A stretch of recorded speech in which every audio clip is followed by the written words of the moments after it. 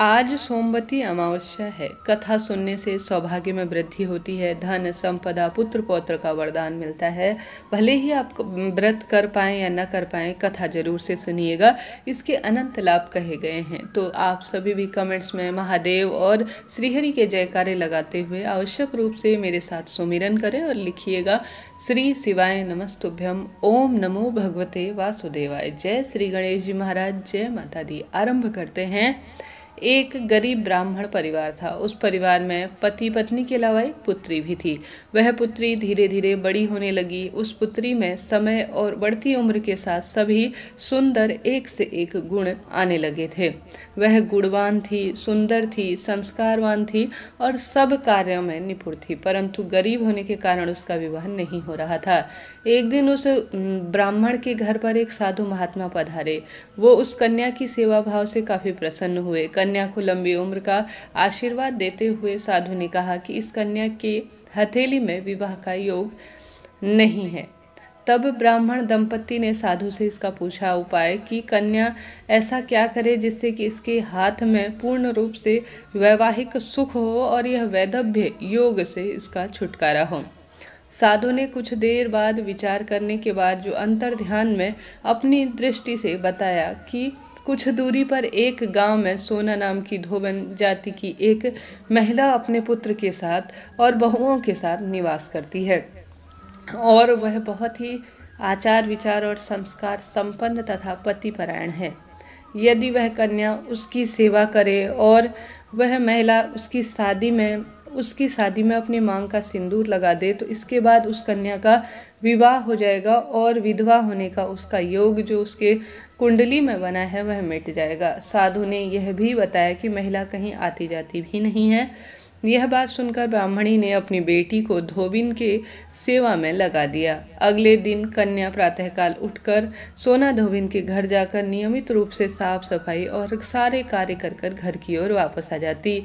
एक दिन सोना धोबिन अपनी बहू से पूछती कि तुम तो सुबह ही उठकर सारे काम कर लेती हो और मुझे यह पता भी नहीं चलता। बहू ने कहा, माँ जी, मैंने तो सोचा कि आप सुबह उठकर सारे काम खुद ही खत्म कर लेती हैं। मैं तो काफ़ी देर में उठती हूँ। भक्तजनों, इस पर दोनों सास बहू सोचने लगी कि अब निगरानी करते हैं कि सुबह कौन हमारे घर का काम कर चला जाता है। कई दिनों बाद धोबिन ने देखा कि एक कन्या अंधेरे में आती है और सारे घर के काम कर चली जाती है।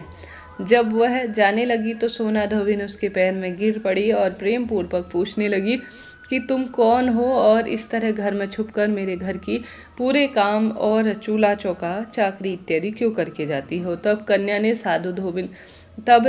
धोबिन से कहा कि मैं वह साधु की जो बात थी पूरी बात उसे बताई। सोना धोबिन बहुत अधिक पतिपरायण थी, उसकी सेवा भावना से प्रसन्न हुई।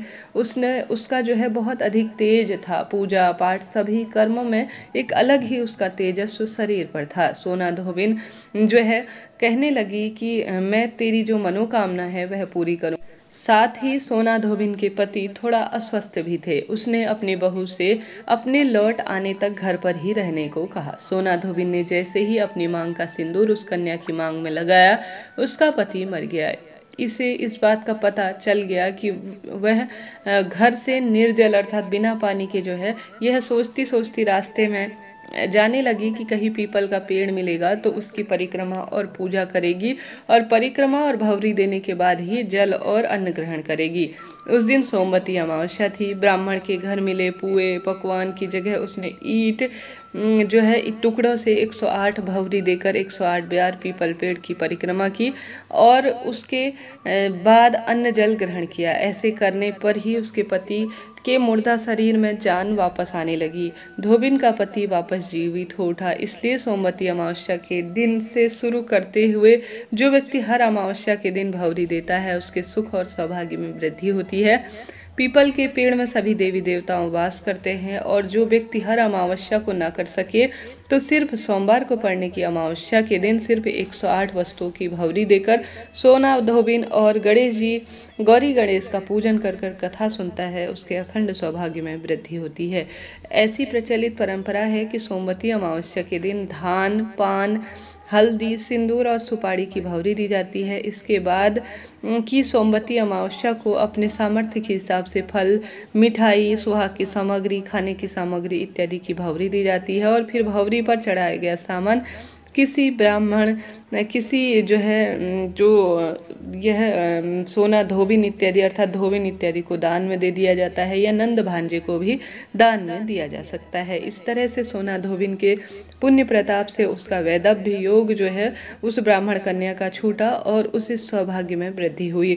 और सोना धोबिन ने भी सोमवती अमावस्या के पुण्य प्रताप से जो है अपने अखंड सौभाग्य को प्राप्त किया। घर में सुख, समृद्धि, धन, संपदा पूर्ण रूप से इससे भर गई। सभी भक्तजन तभी से सोमवती अमावस्या का व्रत, दान, पुण्य, भौरी देने की परंपरा अपने आप में अद्भुत हो गई। इस तरह से यह कथा जो कि सोमवती अमावस्या के स्वरूप में जानी जाती है। आप सभी ने सोमवती अमावस्या की कथा का श्रवण किया, आपका धन्यवाद और आभार।